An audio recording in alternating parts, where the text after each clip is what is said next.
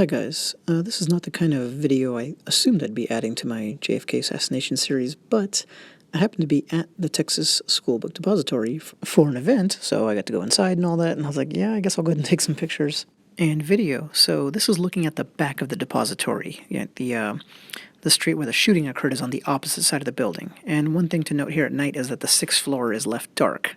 Notice that? Kind of creepy. I've lived in Dallas for a long time, been around there, that spot many, many times. Never noticed that. So they hold really cool events at the depository. It's a museum. It's like their website is jfk.org, so a lot of it is to commemorate President Kennedy. Here's the lobby. And it's totally worth getting on the list and going to these things. They're not free, but, for the price of a movie, I heard incredible historical anecdotes. Well, maybe the price of 2 movies. So here's a giant picture that you see when you're in the lobby, and I think it's really moving. One of the things that fascinates me about the case overall is, one, the mystery, but also just the tragedy, and it's a great picture.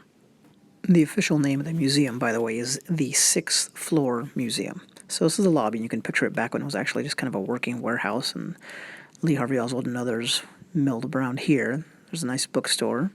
And these oral history events that they have are not on the 6th floor, so I'm on a different one here. And this is always the space. I've been here many times, and this one was fantastic. It was a long conversation with Sid Davis, who was a TV reporter. He covered Kennedy from the time he was running for president through the assassination. He was on the airplane when OBJ took the oath. He was present for the Kennedy-Nixon television debate, and he told unbelievable inside stories about all of that and more. I actually don't know if it's my place to relate them. He could write a book about them if he wanted to and hasn't. But yeah, they were just really astounding. So, let me give you a sense of the space, because that's what a lot of assassination buffs are interested in who haven't been there. And right now, obviously doing a 360, a couple of amazing pictures there as well. And here's the view from end to end. So going longitudinally here, when you talk about Oswald in theory, running across a lot of it in time to be found on the 2nd floor 90 seconds after the assassination, all that. This will give you a sense of the space. I zoomed in to not mislead you and make it look further away than it is. So here's a great view while I was crossing over, so I had to stop. And again, this video is just an extra because I was there, so as you know, I want to do dedicated videos. So I'll mention that's the Lee Bowers Tower, but again, I'm not going to get into too many details. At all, in fact. So this is when I was walking towards the building, so again, on the opposite side of the building from the assassination. And when you heard about the railroad tracks and the hobos found there and all that, it's a light rail track. But those are the tracks. There's the tower from down on the parking lot level. I'm actually up on the little dais. Gorgeous sunset, so you can see why I was inspired to stop and take some pictures, even though I wasn't prepared to make one of these videos, which is why this is not a coherent presentation about any facet of the assassination. Little bit more distance, let you see more of it, the parking lot, and whenever you read about any shenanigans or possible shenanigans happening in the parking lot, then this is the space. But I just thought it was a nice picture. I will definitely give you guys broad daylight when I do one of those videos.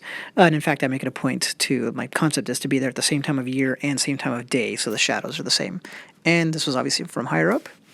And earlier, when I was first arriving, another quick video when I snapped that shot of the tower. This time I took a video, see the train moving, and again, I think videos are the best for giving you a sense of the actual space, make you feel like you were there.